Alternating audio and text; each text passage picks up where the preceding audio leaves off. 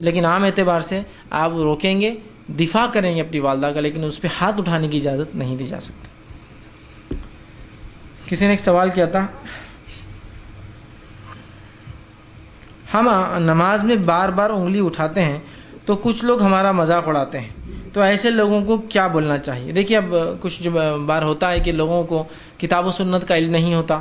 اب لہٰذا مجھے بھی اس چیز کا علم ہے کہ ایک مرتبہ ایک صاحب میرے پاس آیا اور کہا کہ تشہد میں جو انگلی سے اشارہ کرنے کی حدیث ہے تو میں نے اس پہ عمل کیا، تو ہمارے گھر کے کچھ لوگ بولنے لگے کہ اس کا کیا ہے حدیث میں؟ تو حدیث میں الفاظ ابو داؤد کی روایت میں کہ جب ایک بندہ تشہد میں انگلی کو حرکت دیتا ہے تو اس کا حرکت دینا شیطان پر لوہے کی سلاخ سے زیادہ بھاری گزرتا ہے۔ تو جب میں نے وہ حدیث ان کو بتائی تو انہوں نے کہا پھر تم کیا کرنا، ایسا جب قیام بھی کرتے تو انگلی یوں کرتے رہنا، رکوع میں بھی انگلی یوں کرتے رہنا، اور سجدے میں بھی انگلی یوں کرتے رہنا۔ تو گویا انہوں نے ایک طرح سے کیا کیا، شریعت کا مذاق اڑانے کی کوشش کی، چونکہ ان کو علم نہیں۔ تو دیکھیے، سب سے پہلی چیز ہم یہاں یہ کریں گے، چونکہ لوگوں کو شریعت کا علم نہیں آج اس دور میں۔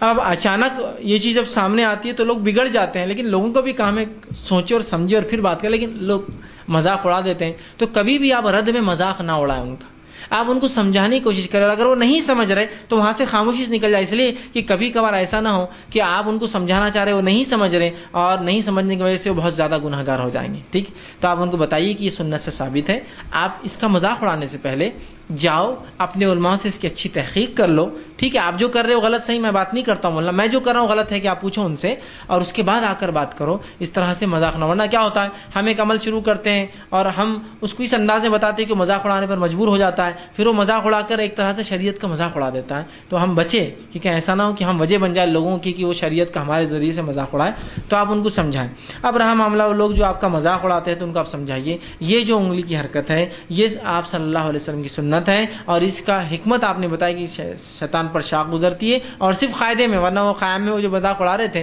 تو ان کو میں نے کہا تھا آپ سمجھائیے اپنے رشتہ داروں کو کہ آپ مذاق مت اڑائیے، پہلے غور کر لیجیے اگر یہ سنت ہوا تو۔ ایک مرتبہ ایسی ہوا، ایک صاحب بڑا مذاق بنانے لگے تو میں نے کہا دیکھو ان کو جا کر ایسا کہو، دیکھو اگر یہ سنت نہیں رہا تو ایک الگ بات ہے، تمہارا مذاق کا کوئی مسئلہ نہیں، لیکن اگر یہ سنت ہو گیا تو تم کس کا مذاق اڑا رہے ہو، سوچ لو بولنا۔ تو آدمی پھر بہت احتیاط کرتا، دیکھو بولنا تم پہلے سوچ لو، پڑھ لو، تحقیق کر لو، بولنا پھر مذاق اڑاؤ، کیوں تو سنت نہیں رہا تو کوئی لیکن رہا تو تم کیا کر رہے ہو تم اندازہ نہیں لگا سکتے، بولنا پھر وہ آدمی ڈر جاتا، نہیں بھائی بات صحیح۔ ہم لوگ کیا کرتے ہیں اپنی ضد میں، ہماری جماعت کی کرتی تو ہم کریں گے، ضد میں سمجھاتے، اس سے سامنے والا اور مذاق میں بڑھتا جاتا اور ہدایت سے، حقیقت سے دور ہٹتا ہے۔ تو آپ اچھے سمجھائیں، دیکھیے بولنا میں جو کر رہا ہوں آپ کو اگر لگتا ہے غلط ہے آپ مذاق مت اڑائیے، بولنا تحقیق کر لیجیے کہ تو اگر یہ سنت نہیں رہا تو کوئی مسئلہ نہیں، لیکن سنت رہا تو تم کیا کر رہے ہو وہ سوچ لو، بولنا ایک بار، خالی ایک بار سوچ۔ تو آدمی بہت وہ کرتا ہے، بہت مطلب ڈر جاتا ہے پھر کہ یار یہ بات تو صحیح ہے، اگر سنت رہا تو ہم تو گئے پھر، ہے نا، بہت آدمی پھر گھبرا جاتا ہے اس چیز سے۔ تو ان کو بتائیے اگر سنت رہا تو ایسا کئی لوگوں کو بتایا گیا تو بہت گھبرا گیا، تو آپ ان کو بولیے دیکھیے آپ مذاق اڑا رہے ہیں، بولنا اگر یہ سنت نہیں رہا تو ٹھیک ہے بولنا، لیکن اگر سنت رہا تو اللہ کے سامنے آپ کیسا کام کریں آپ اندازہ لگائیے، ان کو سمجھانے کی کوشش کیجیے، ٹھیک ہے، اور ان کو منائیے، لیکن اپنا عمل مت چھوڑیے۔ میں سے یہ نہیں کہوں گا لوگ مذاق اڑاتا عمل چھوڑ دیں، لیکن ہرگز اپنے آپ کو وہ سچویشن میں مت ڈال دیجیے کہ ابو جہل وہ ہے جو آپ پہ ظلم کرا اور آپ جو ہے صحابہ کے دور میں آپ صحابی ہیں۔ کچھ لوگ یہ سمجھ کے ہاں بہت ظلم ہو رہا میرے پہ، اور لوگوں کو بتاتے کہ یہ ہمارے مسلمان بھائی ہے اور ان کی غلط فہمی ہے کہ سنت نہیں ہے، تو لہٰذا آپ وہ استہزاء، وہ مذاق نہیں اڑا رہے ہیں جو کافر جو مومنوں کا یا کافر صحابہ کا مذاق اڑاتے تھے، یہ تو لا علمی سے ہو رہا ہے۔ تو لہٰذا آپ اس فیز میں جا کر کہ میں صحابہ کا رول ادا کر رہا ہوں یا ابو جہل کا رول ادا کر رہے ہیں اور ان کو پڑھنے دیتے جاؤ تم تو ایسا ہوں گے ویسا نہیں، وہ ہمارے بھائی ہے، لا علمی میں کر رہے ہیں، تو لہٰذا ان کو آپ تاکید کیجیے دیکھو آپ مذاق اڑا رہے ہیں ٹھیک ہے، لیکن اگر سنت نہیں رہا تو، لیکن اگر سنت ہوا تو سوچ لو، بولنا تم کیا کر رہے ہو۔ تو آدمی بہت گھبرا جاتا ہے پھر کی بات تو صحیح ہے یار، اگر سنت ہو گیا تو، اس لیے کہ ہم کو بہت چیزوں کا علم نہیں ہوتا ہے،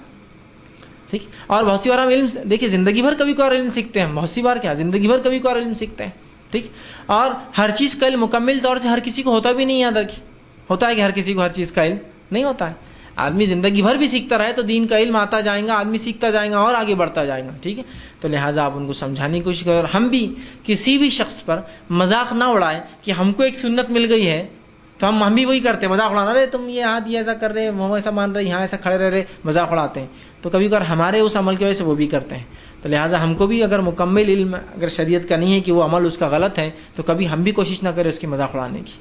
سمجھ رہے ہیں بات کو؟ سمجھ رہے ہیں؟ اس چیز کو ہم سمجھیں، تو لہٰذا آپ ان کو سمجھائیں، لیکن اپنے عمل پہ آپ جاری رکھیں، اور ان لوگوں کو آپ بار بار 10 بار ہی مذاق اڑائیں، 10 بار سمجھائیے، اور اس طرح ڈرائیے کہ بھائی سنت نہیں رہا تو یہ تو مذاق ٹھیک ہو جائیں گا، لیکن اگر سنت ہوا تو تم خیر مناؤ بولنا۔ تو کوئی بھی آدمی پھر بہت ڈرتا ہے اس معاملے میں، اس لیے کہ کوئی بھی آدمی اپنے ثواب جو بھی وہ کماتا ہے ضائع نہیں کرنا چاہتا ہے۔ جی